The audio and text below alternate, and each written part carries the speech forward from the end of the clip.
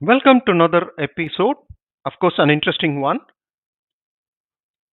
Most of the economists are predicting a recession, US recession, later this year. That's around November, December, or early next year. They're expecting a great recession. And on top of it, simultaneously, there are countries who are talking about de-dollarization as well. No doubt, USD is highly regarded as a reserve currency. Plus, it is widely used in international trade. But there are most of the countries want to move away from that. So, having said that, if at all there is a US recession, if it happens, will it trigger the de-dollarization as well? It is already there. Countries are talking about it, and countries are doing business, international business, in an alternative currency. But will it hasten up? Will it make it faster? De-dollarization. That's what we are going to discuss. On top of it, the U.S. presidential election supposed to happen later November, December till Jan. Kind of U.S. politics is sort of fluid. Will it all impact the US economy? That's what we are going to discuss. The first point is, what is de-dollarization? No doubt, USD um, is considered one of the largest reserve currency. Countries like Japan, China, even India has, I think, fourth or fifth largest reserve currency. And of that, if you look at the reserve currency, USD has the top priority. 80% of the reserve currency held by a country will be in US. The balance 20% is what you might have in euros, or it could be in yen or yuan. That is Chinese yuan. So USD is considered to be the largest reserve currency, and international trade as well happens in dollars, particularly oil. So now looking at it, what changed in 2022 and 24? One of them is, of course, after COVID. That is, COVID was period was 2020 to 2022, and when COVID we were coming out of the pandemic, the war between Russia and Ukraine started. That is a kind of an economic activity, or you can't call it as a war, as an economic activity, an outward activity, which changed, of course, the outlook of economic activity. That is world trade, as such. That we'll see as well, which is probably driving this de-dollarization as well.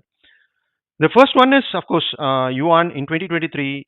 In fact, China has huge export, and yuan has exceeded the dollars because China is insisting to do trade on yuan because they export highest exporter, one of the highest exporter in the world, and they want to do trading in yuan alone specifically, and they have overtaken dollar as such as of, I think, July August of last year. So first time it has exceeded that because they are insisting on that. So as I said, USD is considered to be a reserve currency, and Japan and China is holding the US bonds, which is given by the US government, huge bonds, as which acts as a reserve currency, which is said to be a safe bet, a safe investment. Of course, gold is a safe investment, and then US dollars as a reserve currency is considered to be a safe one. But however, having said that, in fact, due to other problems also, Japan plans to sell 10 trillion yen, that is 63 billion of US and European government bond before March 2025. The reason is their economy is also not doing well. And addition to that, there is a falling yen, and they want to stop that. And China too is playing the game. China is involving in currency swapping. The reason is they assume the dollars could depreciate for various reasons. The last 1 year they are doing that. Dollars could depreciate and yuan could appreciate, which means if it appreciated, whatever their dollar holding, they have to get more yuans for that, priced yuans for that. So that's where they are involved in swapping because they both of them have a huge US bond, and if they sell off all the US bond in one go, it's very difficult not only for them, it could trigger a complete collapse. So that's where they were trying to play safe and trying to sell off as and when required based on their economic condition. So this is one part of it. The other part, if you look at it, yeah, this was one more point. China always want that their currency doesn't want their currency yuan to appreciate too much. Whereas on the other hand, because if you look at the reserve currency by the other countries, holding yuan is fairly less. It will not even be not even be more than 5%. The major chunk is USD, of course. And USD, on the other hand, always wants its USD to be a reserve currency. So this is one part of it. The other part of de-dollarization was the impact of sanctions on Russia, that is post war with Russia and Ukraine, where US imposed sanctions, and literally Russia was thrown out of the banking system, which was more US driven. They were thrown out of the banking system, and but if you look at it, there this is the chart with the Russian ruble with USD. You'll see a drastic fall in Russian ruble. This happened in March of 2022 when the war has started. So it lost. Everybody thought Russian economy will go down, but within a month or two, it regained. The rubles appreciated, and it is holding.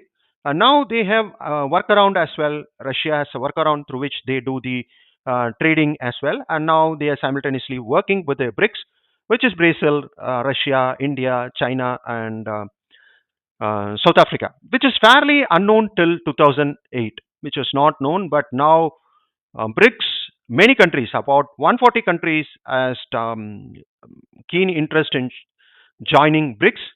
So till 2008, that is where USD, even though when US went into recession,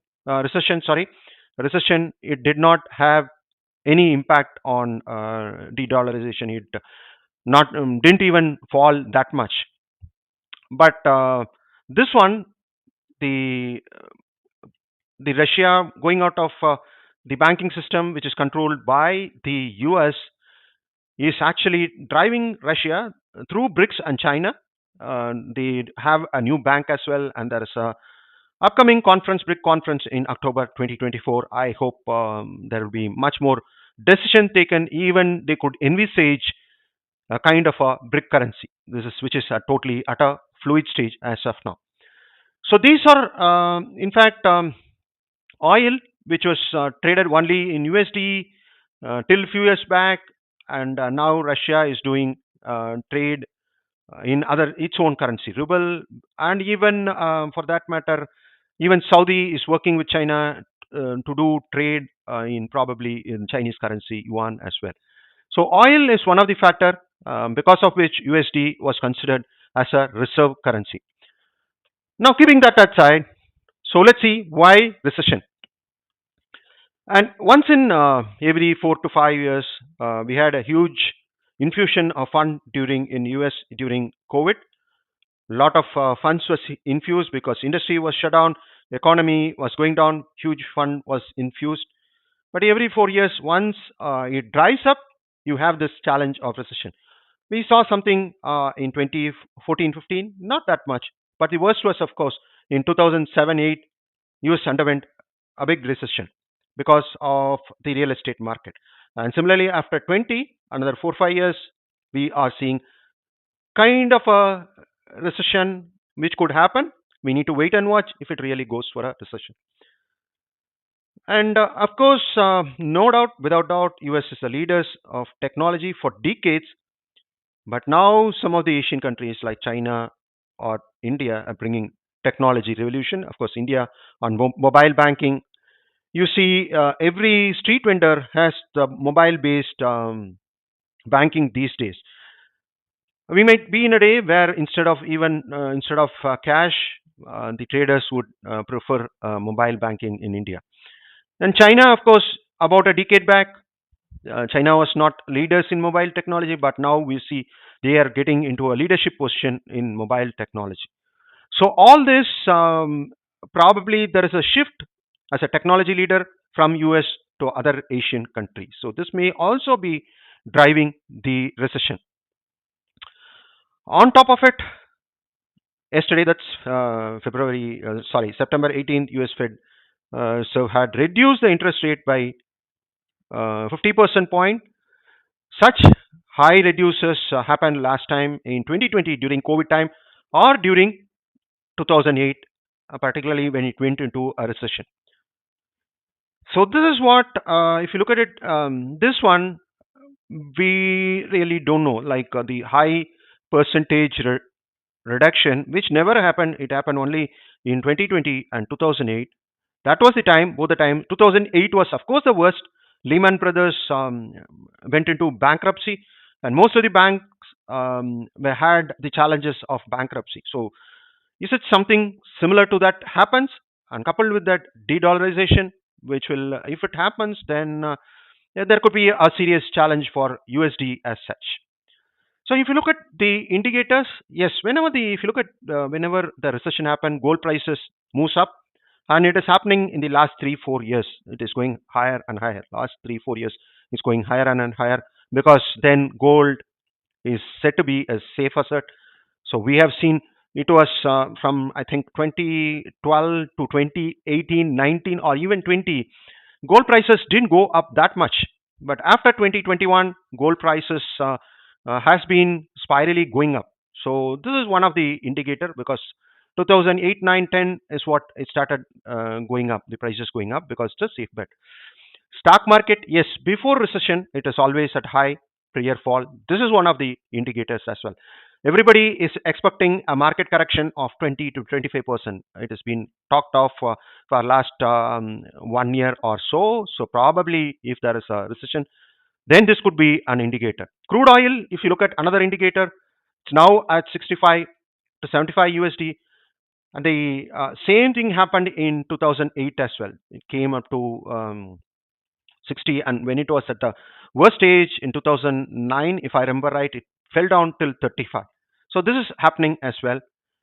And not the least, whatever we discussed, um, Fed interest rate cut has happened to grow the economy because there was a inflation, huge inflation in 2022. Now the assumption is the inflation has come down. Now they want to trigger a growth. That is where they made the interest cut. But having said that, but when you do that, the bond yield will be slowly reducing because the interest rate is cut. The bond yield will come down, and it has already triggered a fall in some of the news around that. So this will not be, it will not have for the investor, particularly countries, because the yields are reducing. They may not prefer going into the US bonds, and that's where again linking it to de-dollarization. If bond market falls, that is treasury falls because US has huge debt. If there is a return of bonds and if they don't finance the bond, it's going to be a huge challenge for USA as well. And recently, JP Morgan CEO indicated stagflation, which is inflation, higher inflation, and the growth is shunted. To do away with the growth is where the Fed has decreased the interest rate.